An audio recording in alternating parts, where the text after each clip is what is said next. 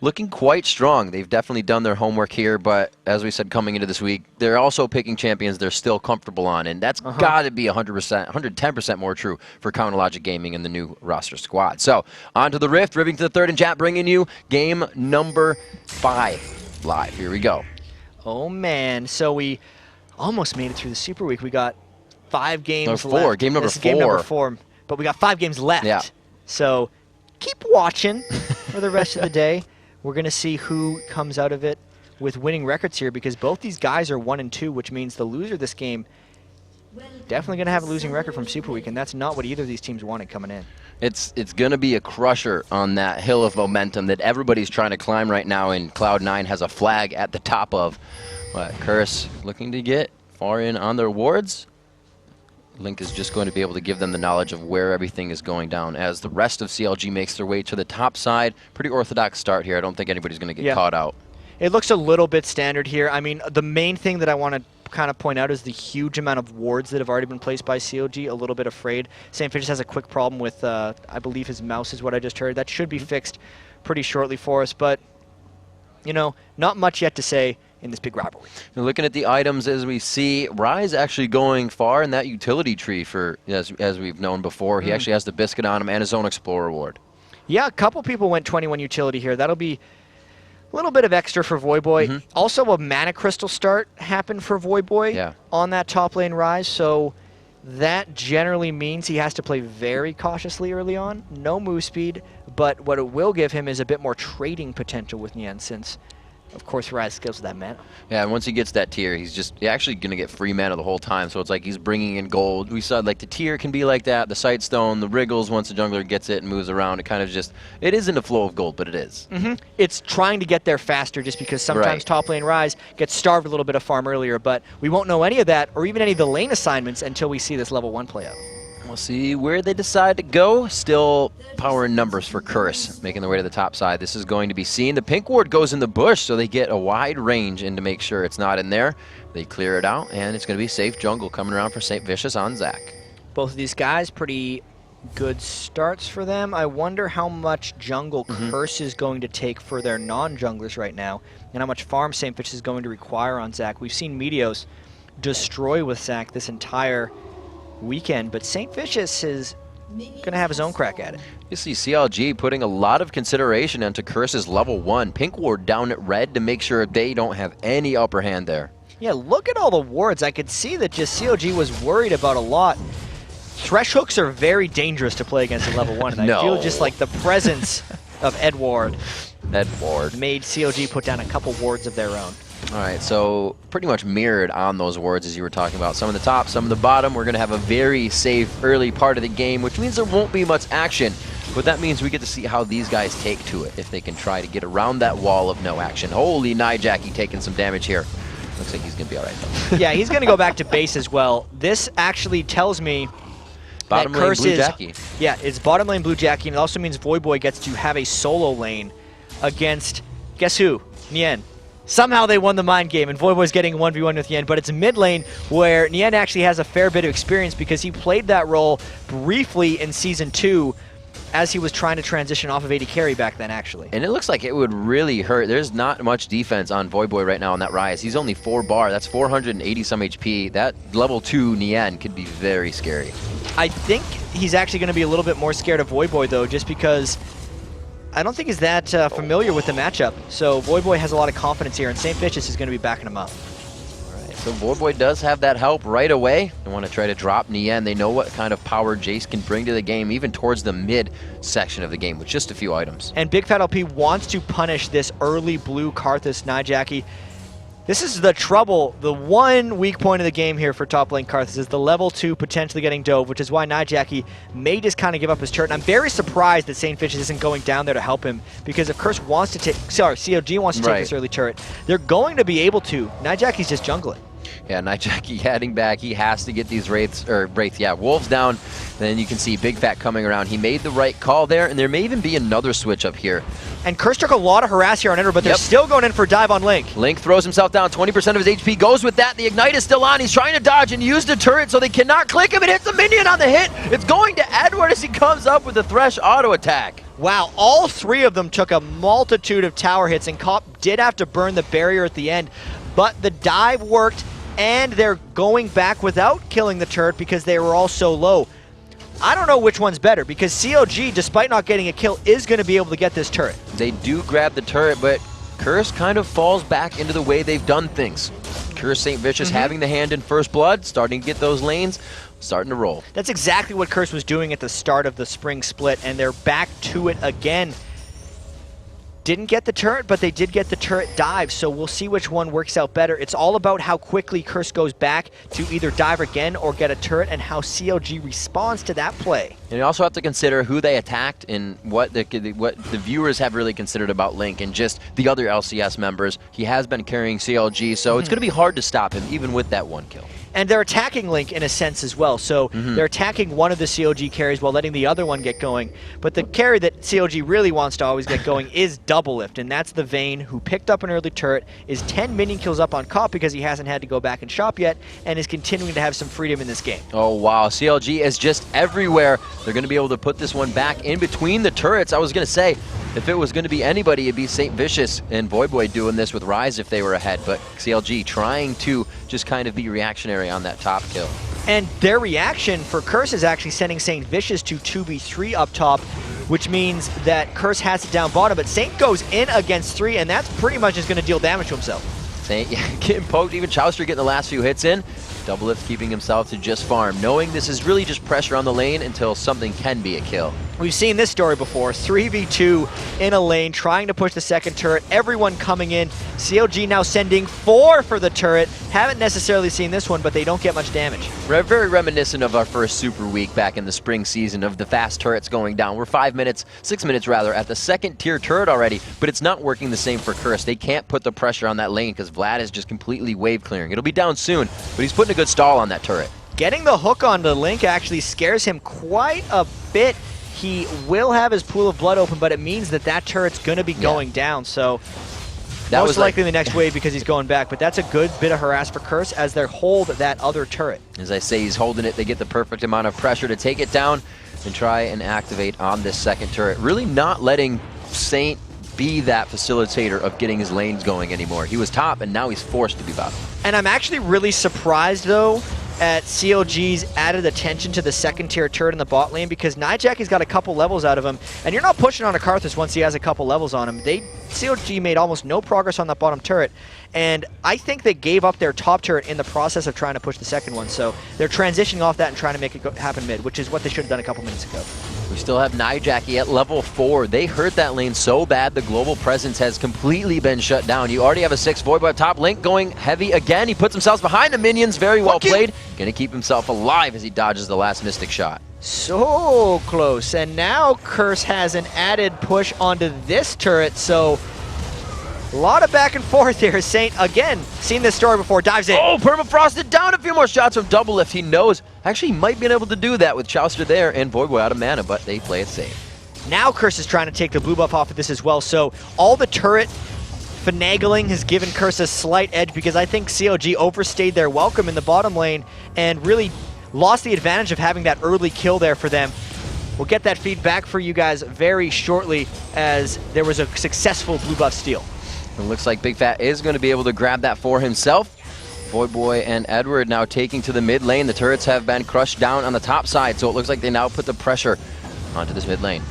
And let's see if CLG makes something happen here, because they've had some issues in the early and mid game trying to make things happen, whereas Curse has actually been making a lot of things happen in the early and mid game, and Curse has had trouble in some of the team fights. So Curse, again, winning the mid game, early game a little bit, and has triple tier, so we'll see how they play with that one.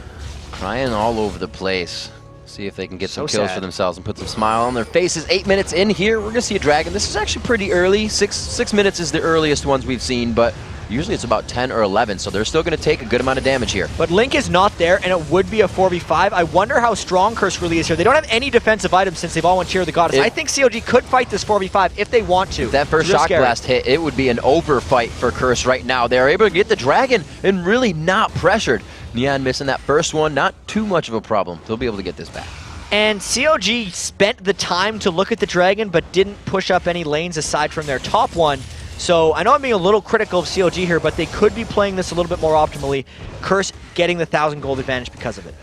At 9 minutes in, it is 1-1 on turrets. You can see Link doing his damnedest to pressure these top turrets, but when you're an AP champion, it's a bit of a struggle. He's doing what he can. We see the mid lane now, Curse and Edward taking that area as they have pushed down, or Cop and Edward, I should say, pushed down top, and they actually left that top turret right away. They didn't get too much damage on it either, so it's just them prepping for this later part of the game. And the wave clear is really starting to take off for these teams now. Link and Yen can clear quite a huge amount of minions, whereas Nijaki and Voyboy, since Voyboy can pop his ult now, freely can do it as well. And with the Dragon gone, we might start seeing an age of farming.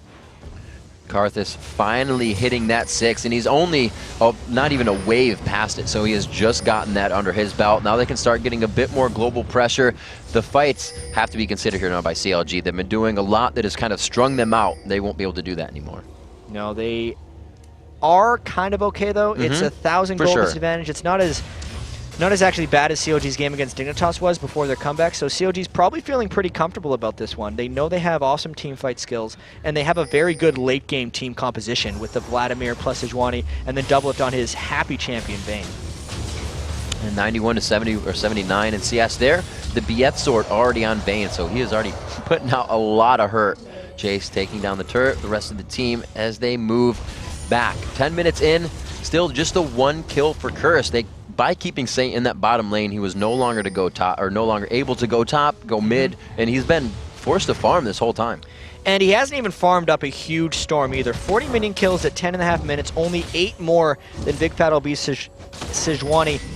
Saint will have to start really diving in and making plays like all jungle Zax. He's maxing his elastic slingshot for the increased jump duration.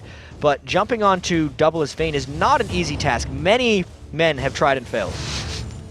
And there's only so much pressure you can put on it before doing it again. Edward just getting the toss in onto Big Fat, stopping that back, most likely for the pressure, keeping Big Fat in the lane here. Doing great pressure. Hemo play going down into Voyboy. He can't get any damage to go on top of that. No, he flashes in, gets the Tides of Blood down. It's going to be damage from this. Oh, the Requiem comes in. Like I said, the fights must be considered. And Void doesn't even need it. That's the dive comes mid. Let's bounce. Big Fat gets the wild growth. St. Vicious is going to be blobleted, if you will. And it looks like they're going to be able to take those down quite easy. Edward just missing the hook off to the side as Cop was trying to come in. They are very low, and that would have been dangerous. Surprisingly, the ultimate coming punishes them. Chouster flashes in, and I don't know if he got him. Oh my gosh, Edward so low, throws the box out, Chouster ignite one more tick, and the burn is not going to be enough in the end. Bam! Takes up Chouster, or Edward rather. Cop there just to watch it happen. Unfortunate events. Whew, that was some crazy action after about an 11-minute lull. I gotta say the Karthus ult, going for to help Voyboy in the fight against Link, kind of baited St. Vicious into diving a little bit, even though his team wasn't ready, and then it was all about the CLG counterattack. After all is said and done, despite Voyboy's soloing of Link in the top lane, CLG came out for the better on those trades. The gold almost evening out. Now everything on that score sheet is just about even at the top. 12 minutes in.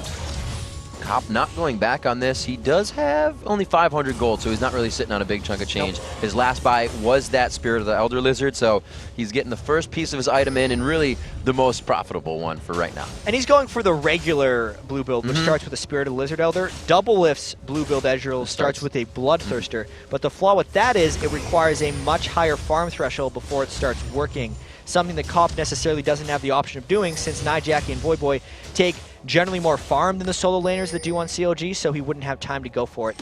He's going for the utility Ezreal, and Curse is looking for the damage from Voyboy and Nijaki. And that really, almost, that was very nice of him to help them smite that down with True Shot Barrage. And that's really indicative of his playstyle in general. A double lift to Cop, the safe utility in the back to the I'm in your face, everybody else is trash. For a second there, I thought you were going to just like slam Cop and be like, you know, he loves helping the... No, he doesn't. That is not the way Cop plays, guys, but Big Fat takes the ward out in the top lane, and this could be a push on to Voyboy. That turret is very low. Voyboy thought twice before going into that one because he had to be worried about a dive. So it looks like they got good pressure on the top lane. This is an easy takedown for them. Unless he pops his ultimate out here, he will decide not to. He's going to lose this turret. No, he does. Throw down the Rune Prison and that ultimate. They're going to go in. St. Vicious from the side. They say, let's do this, but not a lot of damage is going in. They're able to just kind of walk away from that one. The wild growth for safety. This has got to be the nicest game for Doublelift that he's played in forever. He's had free lanes the entire time. He's got a Lulu babysitting him 24/7. And he has not been harassed, free to get every minion kill, and he's just farming up for late game. This looks good for CLG. Confidence helps your play immensely as well. If you know your team has been peeling perfectly, and they're not really diving into the fights as much as I thought they would be past the Karthus. But then again, Jackie's been bottom the whole time, so we haven't got to see it. But Big Fat's actually been peeling quite well for Doublelift, and it's all about Chaucer doing that too. So with the threats, it's still working. And this is definitely an early throwback to the earlier games of Season 3 where since the turret game happened early, teams take the early turrets and then they say, we're not really sure what to do next. And CLG's actually starting to figure it out a little bit before Curse, as they've been able to generate now 3 turret kills. And I believe they're clearing out for the next dragon, which is going to be shortly. I think it's up right now. Let me check. Yeah, there it is. I mean, the easiest way to do it is to transfer the 80 carries, right? Link was up in the top lane trying to take that turret, and he was just kind of throwing feathers at it. You got Doublelift up there. They were able to take down the last few 100 HP right away. So it's been the rotation of Chaucer and Doublelift all across the map since the start, really facilitating a lot of movement for CLG. Yeah, Lulu's also a support that Chaucer's had a lot of experience on back when he played support.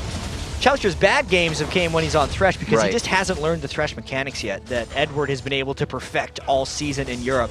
So this could be a much more comfortable and confident game for CLG. There's definitely a difference between that playmaking support that Edward likes to do and the kind of, you know, support, if you will, that Chaucer wants to come in and play. The super peel. And Chaucer peels better than almost anybody for Doublelift. Exactly. You just got to play that style. You see Cop and Doublelift do blue different builds, the supports as well. I mean, we used to see Elements when he played Lulu being one to flash ultimate in to start fights, so it's different for everyone. I don't think we're going to see Chaucer doing that. no flash wild growth. He's going to flash back to alt Doublelift because he's way behind the fight. That's all that Chaucer really cares about in these fights. Maybe he would ultimate Big Fat OP in a fight, but I kind of doubt that situation happening, to be quite honest with you. So let's see where we're at on these tiers. There are 4 stacking up in the game. 352 on Rise. We have 432, so 500. This looks like a lot of 4s and 5s coming in on the side of Curse, and a 600 actually. So it's going to be Nian to his first if he keeps those changes going. Yeah, there's a huge amount of mana stacking that's going on for Curse, and I wonder what's going to happen when that actually transitions, because the idea with the tier of the goddess items, even though some champions get pretty good early spikes out of them just because they need the mana, is they're weak-ish in the mid-game until they transform into their full items when they spike up in power. And Curse will be hitting that spike up in power between the 20 and 25 minute mark. So come 25 minutes, if CLG hasn't started to put Curse away, Curse might come back. Hey, hello. Chaucer finding Voyboy, gets turned into a tiny little dragon, but he is going to machine gun out a few spells. Knows that Oracle is there and knows there's going to be members safe behind, or right behind it. Yeah, and this, with Nijaki in the bottom lane, it's just the Karthus ultimate that will be able to support Chaucer. Getting a little cheeky trying to clear out these wards. The Thresh hook could come by at any moment, but Curse actually might try to trade a mid-turret here for top. Doublelift still free farming in that top lane, highest in the game at 173, keeping himself up. He may even hit 200 before that 20-minute mark. He's got 3 minutes, but like you said, Jat, they are going to try to pressure this. They have a flank coming in, though. And Compensate might want to run out of here before that turret goes down, or they're going to try to catch Link because Link is there a little early. Link says hello. They deciding if they can fight this. They're both having different ideas of what's going on. Cop not going in, knowing they're coming from behind, and Saint uses the slingshot to engage on Link. That's his escape. Here's the chase coming in, the ultimate. Not hitting, but slowing. Hemo Plague forcing the flash, the ignite. The kill won't come out, but a lot of pressure being put on from CLG right now. The ultimate from Sejuani didn't quite detonate, so it only slowed instead of stunning St. Vicious, which allowed him to flash over the wall to safety. Otherwise, that Hemo Plague would have detonated this passive, and CLG would have enough people there to clean it up. But Saint makes the great escape. Let's see what they do. Cop pushing out in the mid. He did get Glacial Shroud first coming in. Usually, sometimes you see people going for that Sheen after. What's the difference in the buy? Is he getting Dove more? It's a choice? It's definitely a choice. Cop has always been one to err on the side of defense as well. Not to mention, there's a Jace on the other team, plus the only magical damage he's really having to worry about is Nian Tanso, who isn't fighting Cop at this point. So Cop is more worried about the long-range poke, which is going to be physical damage, and he wants to avoid that early. Tiers still stacking. We do have the Murmana finally finished onto Nian, so he is at that point where he gets the boost in damage. He also has a BS sword right on the back side of this, and usually you'll see that kind of the blue build and then the last whisper for Jace, but Nian always goes for that hard damage right away, not the pen. I like the Muramana right off the bat, and the Hex Drinker I feel like was more of a necessity. Right. Because he was a little bit worried about the magic damage, plus he's going to need it just throughout the game to try to defend himself from those Karthus ultimates. It actually hurts his late game progression a little bit, but it is probably worth it in the lane. Chauster with that early Oracle still walking around. Edward has one of his own, though, so it seems just to be a common thing now, these teams understanding that 15 to 20-minute map control where Dragons are going to be coming up again is huge, and Dragon is up. And also because Curse needs to retake this map when they take this turret. There were so many deep wards placed by CLG once CLG picked up 4 turrets that Curse got the Oracles to safely allow themselves to push up here. Moving up to the turret. Good lay waste to crush it down, but they don't have much. The turret's able to push it back in the end. Curse has got to deal with Link in the top lane. That split pushing Vladimir is farming up a storm there. Even though he's 0-2, he's like split push Vladimir instead of split push Singed. And you know something we didn't really pull out is that Vladimir might just be something CLG wants in their comp. It was played by Nien the first time and not so well. Link on Jace as we thought before, but they've switched it up, still wanting these champions. They really want the champion. It'll amp their late game damage. They actually have a huge amount of threats, and I don't know if Curse is going to be able to deal with it. Boy, oh my gosh, he doesn't even want to turn around to Rune Prison. He has to go and head in that straight line, straight home. And the push from Curse gets a little bit repelled. The gold is still very close for them, and I feel like CLG is preparing for the next Dragon. Nien Tonso is going to have to run down bottom lane real quick and kind of catch Voyboy in a back cycle. CLG taking a lot of stuff right now. St. Vicious coming back into the lane. You know, we heard going on to Edward, it doesn't look like they'll do too much. There's a lot of safety that can happen from that, and they actually flash it. I think that was about to miss, but he super safety for Chauster there. Yeah, Big Fat LP was a little bit worried about that. They swap roles so much. You're always wondering who's on what champion here, but it was Big Fat LP worried about getting his giant model Sejuani hooked in. And also, it's a safe Dragon that they can potentially now take. Curse gonna try to stop this. Team fighting Karthus Rise, double AP in a tight corridor.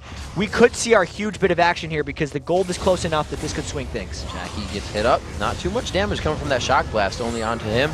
AoE was prevented by the spacing of the team right now. Saint goes in. They're able to get the smite onto St. Vicious. That's a lot of damage going on to Nijaki. He's out, but everybody was on him for a second. They get the dive they wanted, Jack. You were correct. They're in, they're out, and it didn't even matter for the amount of stoppage Curse had. Nijaki died right in the middle of the river, which meant CLG couldn't push through to finish off anyone from Curse, and it was just a Dragon for a kill. Now it's CLG knowing, man, we lost the Dragon. Let's go get something back. We got Curse really low in that fight. Let's push mid. There's St. Vicious coming in once again. This is a pretty big initiation. He gets blobleted.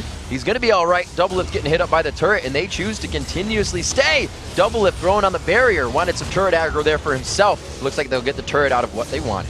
2 kills in a turret makes that a win for CLG. There's still no kills onto Double Lift, which is very rare for a CLG game. Most of the time he picks up all the kills, but because they have so many damaging threats this time, we see a slightly different kill distribution on CLG. You know, something that I was saying before that initiation in the bottom lane that Bloodwater said is when they played against Curse, it wasn't about Edward for them. It was as long as Saint can't get to our lane, we'll be fine. And CLG hasn't created lanes for Saint to be in. They went from lane to lane with Double Lift, took out the turrets. He did get first blood, as we were saying, you know, Curse would do in the beginning of the spring season. But they were like, if we shut down Saint, who's going to get fed in lane? And who's going to go in team fights as well, since they are the double AP composition. St. Vicious is going to try to go in with Nijaki, but unless he gets something a little bit more going, 0 kills, 2 deaths, 1 assist, trying to build that Aegis Legion, Saint's going to be blowing up. Double Lift just finished Phantom Dancer, plus he's got some MR. There's no physical damage to reach Double Lift, and I feel like St. Vicious might turn into cannon fodder if he tries to dive in.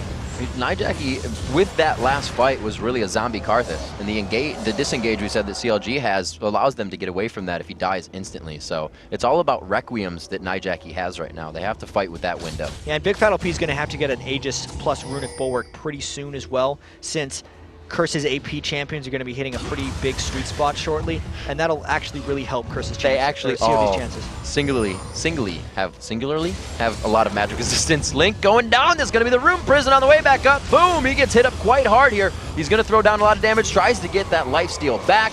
But I don't think he's going to be taking anybody out. And I'm a little bit questioning Double Lift and Chauster both being together in the top lane. It's allowing Curse to run amok in the bottom half of CLG's jungle. Also, since they were so far back, CLG has nowhere else to pressure. That was a nice kill Curse picked up, because there was actually just a lack of people on the map for CLG. We'll see. This could pay off in the next few seconds here, but it looks like Curse is going to get back. You're right. It was just held by them, the bottom lane. A few kills will help. Link is pushed out here, and Link really hasn't and is not getting the chance to be the carry that he usually has been for the team as well. No, and it's kind of a token CLG thing where Doublelift gets the free lane farm, whereas other teams that run Vladimir often let Vladimir farm out the side lane since he actually pushes it much faster than Doublelift. But we got to talk about what team we're dealing with here. CLG always gives it to him. 254 already in 24 minutes. Yeah, he's going crazy on CS. 9,200 in his pocket. He has 1,000 gold, just about 900 gold over that 8,300 of Cop. So he has the most gold in the game and 1,000 there to spend right now. He's sitting on. And Link actually trying to get a little bit of aggro on Cop. There's a Jace around the back. Ed Cop, you're in a little bit of trouble. Oh, Cop should have gone straight up towards that tri-bush, but he runs down. They had him anyways. It was going to be a valiant chase nonetheless.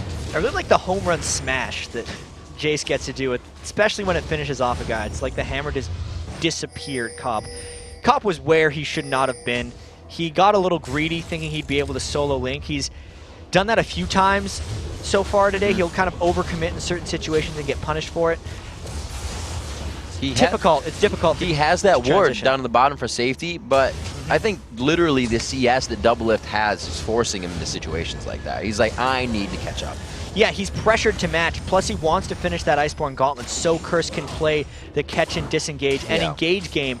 Once St. Vicious goes in, Cop's going to be the one trying to kind of keep people in place. Everybody back onto the Rift now. Both teams seeing what they have for each other here. 5-3, 3,000, 3,400 actually for the gold lead in favor of CLG right now. 6-3. They're slowly able to just go with this one. The slow and steady wins the race technique. The Bloodthirster coming out from Jace. So this poke just got huge from him. Expect him to be getting that blue buff from here on out. And what Nien really needs to do is get some armor penetration as well. He's got the AD now. Yeah, skip that last whisper. Time to get some armor, but the other thing is the AP champions for Curse have yet to build armor, so the poke should still be quite effective unless he decides to fight more Cop, which he actually did pretty good with last time. Yeah, that wasn't... yeah, chunks of health. Chunks of health are never good when you're losing them. If you're getting them back, you're sitting pretty. Doublelift in the top lane. His build is consisting still of that Negatron cloak. Hasn't gone any further than that. We'll have to see what he decides to go. He might be trying to farm up for Last Whisper. He's already sitting on 1,900 gold and just kind of wants more. Once again, this is like the lowest pressure game Doublelift has had in the last 4 months. Everyone else on CLG is distracting for him. He's happily gotten to 278 farm while his team actually holds a lead. So this is really good situation for CLG to be in. They played it well. They got the lane, well, not the lane swap, but the champion swap in. St. Vicious, wow, that was awesome. Condemning him out of the elastic slingshot, pretty much stopped him midair. There's the last few bolts. Can they get the tumble in? There's the kill. Doublelift with one. Could he be coming up with another kill? The exhaust is worn off quite early, but he is sitting in that defile. Nijaki just keeping it on right now. The Hemo Plague goes down. They're taking a bit of damage. That defile. This Requiem is gonna hurt. It's going for the double kill coming in. St. Vicious to help clean up with the team. Cop comes up with a kill there. Nien to run. Huge play specifically by Nijaki right there. St. Vicious trying the escape and actually forcing Doublelift to flash in after for a kill. Once that happened, Nijaki flashed in and there was no escape for Doublelift. That was a great bait and attack by Curse there. 4 kills in the jungle based off of CLG's first sign of aggression. And this is the favorite part just after a fight. Everybody's like, shoot everything, push the waves, get the minions pushed. Cop throwing out all the spells that he can, grabbed himself a nice blue buff after that fight. Looks like they are going to get damage on Baron since they have the lead up time. This is the poke from Nien to stop it. And Karthus is the fastest Baron killer, but he is not up. Nien, with that Bloodthirster, will try to poke. That Baron does not die particularly fast. How long can Nien stall this before the rest of CLG comes to support? That Baron's dead. There was too much HP for him to just continuously shockwave. That was one of the hardest situations he could have tried to steal it from or just harass them. They get out, buffs on 2, and the Baron on all. Good call by Curse right there, because that was about 2 or 3 seconds later and they would have been trapped in the Baron pit without their Karthus with no Requiem. But because they got in there in time, they have it. And now CLG might be trapping themselves in a Dragon pit against a 5-man Baron team. You can see Doublelift making the smart move. He went around the other side. He was the last one in the search brigade and he would have gotten caught out as the straggler. Their Dragon going to Curse. They just can't do anything with that Baron buff on. And they get the gold lead back too, so that fight really giving them a lot of advantages. 4 kills, plus a Baron, plus a Dragon, and a lot of fear instilled into CLG's play. Absolutely right on those purchases coming in for double lift. Looks like he went for that. Actually bought home guards up along with the pickaxe after having that much gold. So he kind of spent across the board instead of towards that one item. Yeah, he probably just wants to be able to get out of base sooner since he wanted to rush that huge wave over in the top lane there. Now he needs to go back to base and run out to defend that turret. Home guards are going to be needed for him for the next little while.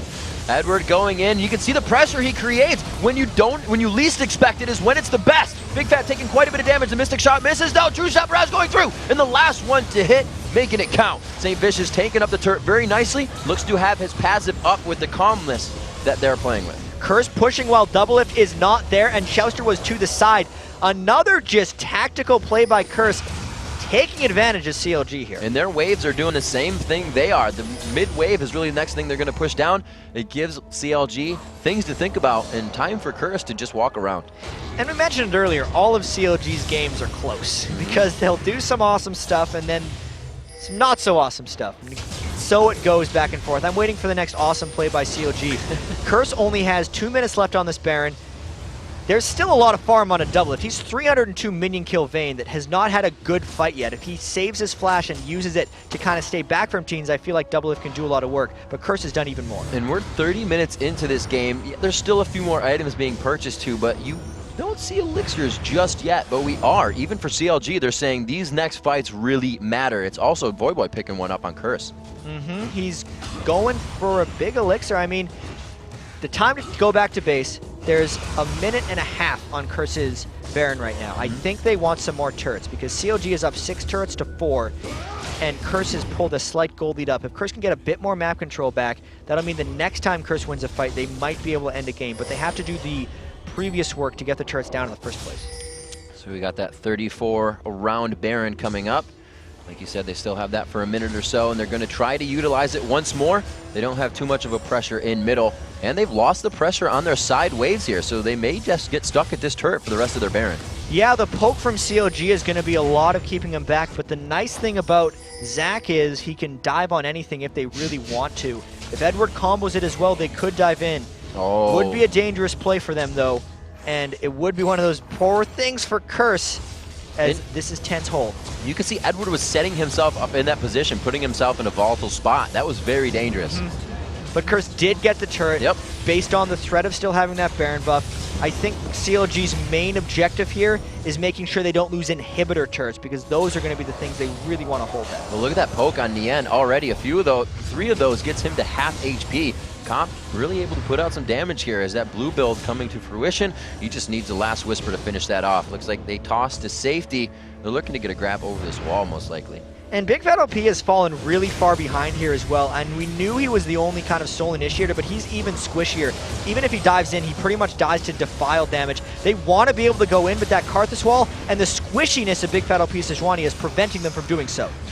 Last time they, like you said, they used the Thresh and the Sejuani. It's even more of a walk-in initiation for Big Fat, and like we've said, it's him to be the one doing it. Nien not sporting that blue buff as he really wants to be right now, isn't able to put out enough pressure to stop Curse being at the front door for the last 2 minutes rather. Yeah, the Baron buff is off though, and Curse gets initiated on. Perfect ultimate right there from Sej. Big Fat coming up huge. The Hemo Plague follows after, but it's going to be the Let's Bounce. Wow. And it does not look like CLG can follow up too much after that. The Requiem to come down. Everybody stays alive with 3 blinking champions, and it looks like they make it out with a 3 kill. Link really manned up in that fight, completely killing Cop by himself with that Hemo Plague plus a bunch of follow-up damage. And that was pretty much the instant Curse's Baron went out. Curse was saying, okay, maybe one more. Hey, is our Baron out, guys? Boom, Sejuani ultimate, everyone else followed up. It didn't matter how squishy CLG was because they won that fight before it started. Yeah, I said Sejuani had to walk in that ultimate, and Big Fat did just that. He gets tossed over the wall. Looks like they're going to just try to harass here. Edward always doing what he can to inflict pain on somebody. It doesn't matter if you're going to kill him or not. He is just trying. And that was one of those miraculous plays by CLG. Every once in a while, they have another good one. 4 people now pushing, getting the first inhibitor of the game. They got to run now, though. They got to be careful. Now it's Curse's turn for the miraculous play. So let's do it. As it teeters back and forth, Curse now to set themselves up. But with that, CLG was able to protect that turret for, like you said, about 2 minutes. The first rush for CLG was the inhibitor turret and inhibitor. and 12 turrets down already in 33 minutes. It was a bit of a throwback to that turret push game, but just now I feel like we're going to see the back and forth team fights because there is so much open space on the map right here. Neither team is safe, and because there was such an extended siege, you can see the ward coverage in the middle battle area of the map is low. There's the deep wards, but that's not where these fights are going to be taking place. Everything's going to be about that next Baron, and neither team is actually taking control of that area. Doublelift continuing his farm, 3:35 now at 33 minutes. Just kind of going good amount of farm per each tick on that timer. Thresh trying to put the wards down. Still the Oracles going around, looking for Chowster. These guys have spent so much gold on Oracles throughout this game. Since 15 minutes, they've been buying them up. Oh, Edward getting locked up on the wall. The Condemn goes down. Vayne throws down the ultimate. Edward not getting out of this one. There's one. And the Wild Growth. Was that thrown out just the end? No, it was not. It was the E from her going off. And that is still an ultimate from Doublelift, though, so his stealth would not be available if Curse decides to dive him in this fight. And remember, that is just a support with the Baron spawning right now. I don't think CLG can safely take this one, but if they could find a 4v4, they should take it. Or 4v5. Right. 10-8 here, 34-34 on the clock. CLG now swinging the gold back in their favor. 51-4, 50,000 on the side of Curse. Thresh down, or Edward rather, for another 15 seconds, and they're seeing like, can we pressure out Baron? Let's make sure it's clear, and then we'll start the dance. And CLG has to be so careful about where they initiate, because they lose fights when they get caught, but there's the Sejuani! So Edward is still down, they actually get another catch. This is a great initiation again by Big Fat. The Hemo Plague is down, Nijacky's gonna get popped out right there by Wraiths. Saint Vicious is pressuring Doublelift, but nobody can follow him on that aggression. He is peeling for himself. Cop, I would not do that. They're gonna keep this one safe. It looks like they are going to be able to keep Saint safe as well. And now it looks like CLG to back. And Nien tried to do the Shock Blast execute that Jace can do on Zac sometimes, but he slightly missed it to the right and did not kill all the bloblets right before they formed. That's why CLG actually has to be cautious with those initiations. We saw how close Doublelift was to falling when he was getting zoned out here because his ultimate was not up as Nijacki was walking towards him.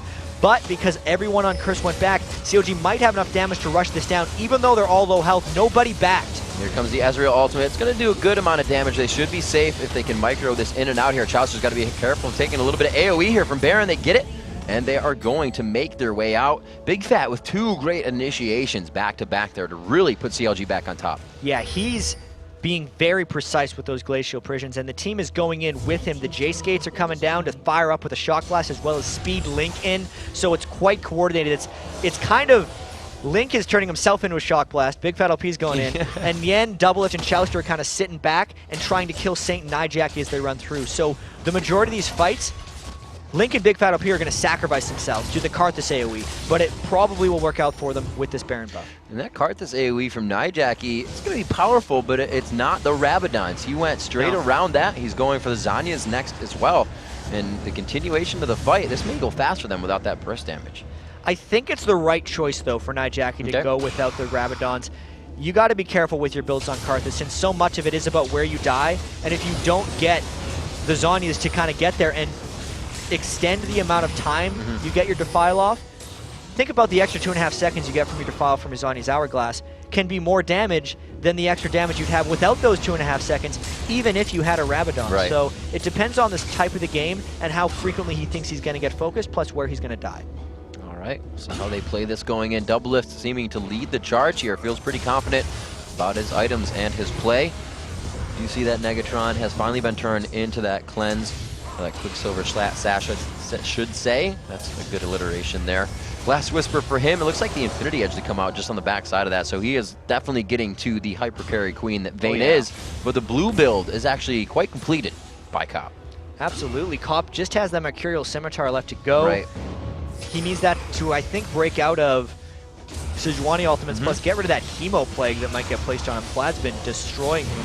But CLG going for this inhibitor. I wonder if Curse is going to initiate on them. Yeah, this is a point in the game we talked to Cloud9 about, is when we know we're strong enough, you just need to go. Everybody needs to go. You will win the fight. With the way Doublelift is right now, Nien, the Baron, they are just needing to go. And Big Fat's really been taking that in consideration here. They're going to try to approach. The wall not down yet. They actually go into Voyboy. They try to lock down Rise, not to get that damage out. Nien from the side just misses Shock Blast. They're going to be able to get the Defile down again. Nijacki rather goes down very fast. Can Edward finish this kill? Oh, man. He does have Flash up and he may pursue. Edward flashes over. Oh, he gets the little wolf. They try to just cause chaos in that situation. Cop in the fight. They're able to go 1 for 1 there. Do-si-do, shutdown for shutdown. And Doublelift is just chasing him. He is going to keep going. Rise comes back into the fight. Voyboy did not get eventually taken down from that initial big fat aggression. His St. Vicious going down there. The Bloblets were just previously used, and the passive is down. Doublelift could be looking at this inhibitor with Chowster here, but they are low, and they got to be safe. What a crazy fight, 3 for 3. At one point in this fight,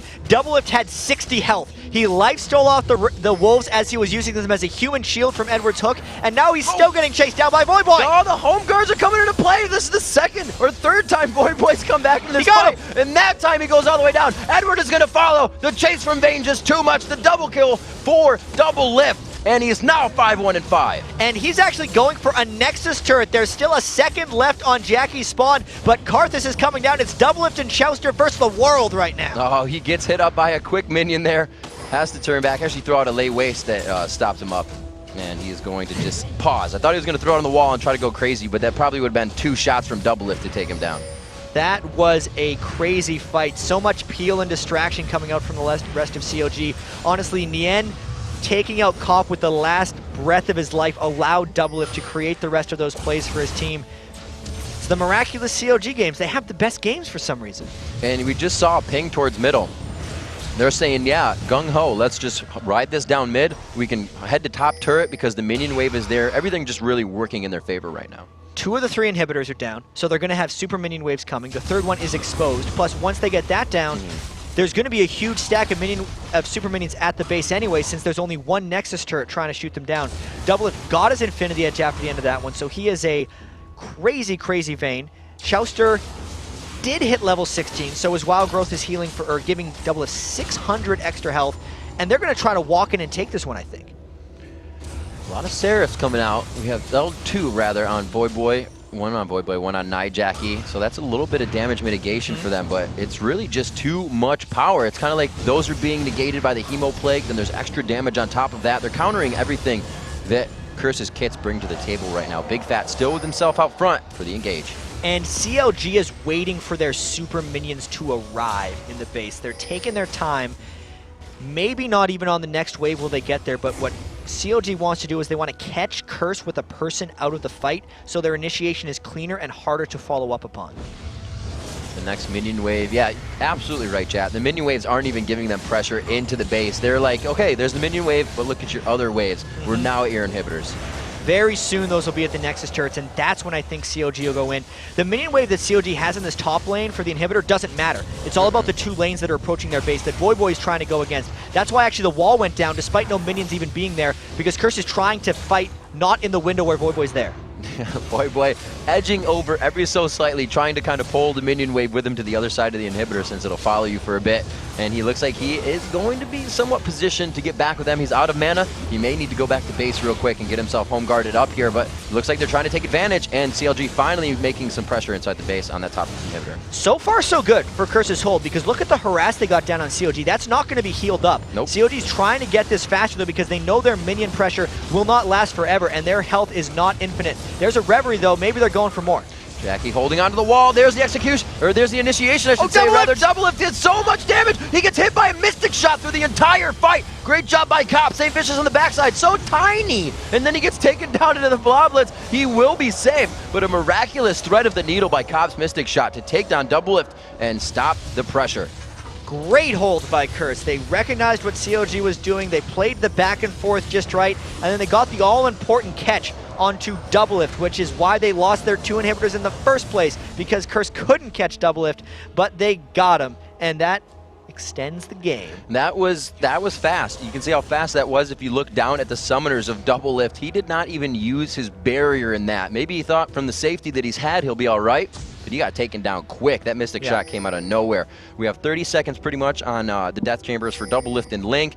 You can see Curse needs to make moves here. They're getting the ward clears. They're going to try to pressure this. This is scary though. CLG right on the backside. And barring a disaster, Curse gets this Baron. If CLG tries to fight them with this Baron, since they have no Doublelift and no Link, that's a lot of their damage. They would lose the game off of this. Curse gets a Baron now to hold their dead inhibitors for a while. this generally means that the game's going to last a fair bit longer, Riv. And we got to remember that that looked free, but nothing is free. Because take a look at the base. All of that has cost the Baron they just got. But it's a slow work towards the advantage that they need right now, 2,000 gold behind. And specifically, Curse earned that Baron by killing Doublelift during the inhibitor siege. Cop still has a couple items left. The next item for Nijaki would be the Death Cap. He's still got a long time to do that, but they got a long time to wait. Because I don't think CLG is going to want to go in and actually have a team fight. CLG will want to keep pressure on the inhibitors, but we saw a similar situation happen in the first game of the day, if anyone got a chance to watch the awesome one between Velocity and Dignitas, where even though the team comps were a little different, because Velocity had even worse team fighting than CLG has right now, but the concept of a team with Baron defending respawning inhibitors generally means that the team that wants to take the inhibitors isn't stronger in fights. So you get these awkward standoffs where Curse actually wants to fight, but they're constrained by their base right now, so they have to initiate in really strange situations. We'll see how they work this. The inhibitors coming back up for them is going to help immensely once they get these last waves cleared out. And it's really all about Curse now trying to find that entry that you were talking about. Hard to fight in the base. That top wave is going to need to be pushed, but they're trying to focus. They know CLG is just going to start again to go around the horn with the power that they have. And another thing that happens while all this is happening is the 3 waves of super minions are all getting farmed by Curse. So the gold, despite CLG having the map position, is trending towards Curse. And Doublelift, his farm has actually slowed down with the amount of kills they've been getting, which means their farm is... Oh, wow, Big Fat just throwing that out to the side there. Edward making sure that does not hit anybody, but that was from ults for ults. Edward's ult was used there as well, so that's big peel for Cop in this fight. It may be a blessing in disguise that that Big Fat OP ultimate missed, because I don't think CLG could have taken this fight as long as they don't get initiated on now! Oh, Link gets grabbed. He's going to be forced to pull here. He actually goes Zhonya's. He's going to try to keep it safe and harass the back line. Edward knows he's not dead. He just walks away, and he's going to keep going into the fight. Karth is still going. Nijaki's been alive for the longest time in these fights, and it's actually able to push CLG out in the end, or rather Link towards the top. Exactly. This is why Curse can't fight, because their base is constantly exposed. The guerrilla warfare comes in from Link because he knew that fight was lost, so he took it in the other direction and cracks down an inhibitor, which keeps Curse in their base. So the bottom inhibitor not taken, but the top done valiantly by Link. As thought he was going down to the fight, the Zhonya's, and everyone was like, we can't focus this. I've never really seen a Zhonya's not be able to focus that much. He just walked away. Even Edward turned his back to him. The Oracles for Edward is still clear. Chowster keeping that map vision for himself. No, the Oracles is not there, and they have no pink wards for the map. So if anything starts going bad, they're going to have to start getting those back on the map. And this is a very bold move by Curse here. They're making the call. They got 1 minute left on their Baron. Even though they have an inhibitor down, they're deciding to go. It's not like CLG has a teleport that could take down their Nexus. There's a very small window where Curse can push here, where their inhibitors won't die and their base won't die. So since Curse is up here, it means they're looking to end something, or they should back off very soon. Only Big Fat and Edward are waiting on the level 18 up, and that's going to be the long timers now for the Death Chamber. Doublelift just coming back in. Doublelift with home guards on will be able to present himself in the fight here soon, and that may be the initiation. Going in onto Big Fat, they get the Link down. Has he been able to get anything out to the crowd control area? No. Nijaki's standing in the middle, and they take him down and walk away from it. The Requiem to do a good amount of damage as Saint tries to capitalize with the synergy. Can Cop follow up? Voyboy and Cop now coming into the fight. Chowster is going to go down as well. We saw Link just previously fall. It's all up to Nien to stay alive. The 1, 2, 3, the punch to the gut, and it's going to be a finalizing Q. No, maybe. There's a He's still got his Guardian Angel coming up. They don't stay for the kill. They're not going to pressure. They were worried they couldn't end. Ryze is the slowest turret pusher in the game, and Curse is at a risk of losing their own second Nexus turret if they don't go back. An absolutely insane fight. That was Curse's gambit to try to end this game here. It almost worked out, but CLG barely held on. 4 for 3. We saw the Guardian Angel fall just now, so that's not going to be happening next fight. It's quite a long cooldown. I don't think we're at the point of 100,000 gold where that's going to be bought, resold just yet. We're not into that phase of the game, but at 48 minutes in, it's 19 to 19, 300 gold difference, but there's 5 turrets in favor of Counter Logic Gaming. 11 are how many you have on the Rift. That means the Nexus is exposed right now. I hope CLG, I mean, obviously CLG fans probably don't hope for this for the sake of their health, but like I hope CLG stays like this forever, because these games are so awesomely back and forth. There's just some amazing plays happening, but still the inexperience to not close or not do exactly the right thing. So many decisions are forced. You're going to learn really fast playing games like this. Oh my gosh. Way faster than just winning in 20 minutes or losing in 20 minutes. This is awesome League of Legends. You know, we said last season that teams didn't have a chance to do this over and over again. It looks like they will come into the summer split here. Time still just slowly ticking along as we have not seen any action, waiting for those global objectives to come up. Everybody's kind of like, so what's happened since or at the beginning of the game really doesn't matter. It's now what matters about now. This next fight is going to be those 50, 60-second death timers, and it's going to be a final push for any team. And these teams are both one-tank teams, which makes the team fights much less structured than normal fights. It also means that, say, the dive of St. Vicious isn't necessarily enough to take out Doublelift, or Big Fat LP going in isn't enough to take out Cop. So both of, like, the main damage dealers generally have a lot more fighting potential, and they hit each other more often because the tanks get obliterated before the fights start if it's in a structured way, and that's makes the fights actually much more volatile and much more unpredictable. And we actually see the build structure coming out here. It looks like we will finally get that Rabadons to come out onto a Nijaki, obviously this late in the game, but it wasn't the Woda for him. That goes to Voyboy, which is actually going to help quite a few members of that team in the next fight. Woda on Rise, and just Woda in general, is, to me, the most underused plus really powerful item in the game. Even Ezreal is getting a tremendous amount of health back because every Q, every spell that does damage for Cop is healing him with that Will of the Ancients. It's an amazing item. It just doesn't fit in most builds because it's not a selfish item, and there's so much selfish play going on with all the split pushing we've been seeing lately. But when Curse completes an item like that, it's really impactful. The Mercurial Scimitar finally finished up for Cop. That is the full build. He can get himself out of pretty much anything.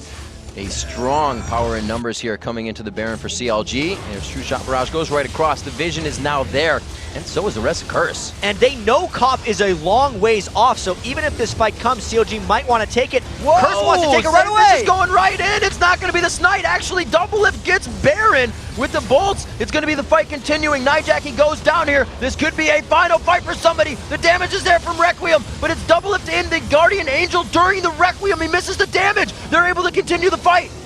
Amazing turn of fortune for Doublelift right here. They want to push to end this game. They're calling it out. All 5 of them are alive. They're trying to go for this. It's Cop. That is a nice Iceborne Gauntlet Cop, but it's only going to slow them down for so much. He's doing a good bit of damage here. They're still trying to chase, putting the wards down for any kind of exit and then re-engage. But like you said, Jat, this could look very grim here with 40-second timers on 3. Cop and Edward, 2v4. They have one Nexus turret to hold. This is an insurmountable task for these guys, but let's see what they can do. Let's see what can happen. The Nexus is open. It's not going to be a lot for them unless Edward turns into a gigantic brick wall for the Nexus. It's CLG coming out with another 51-minute game into the late game. And it's so funny because we talked to Doublelift after their last 70-minute game about the 6th item. His head.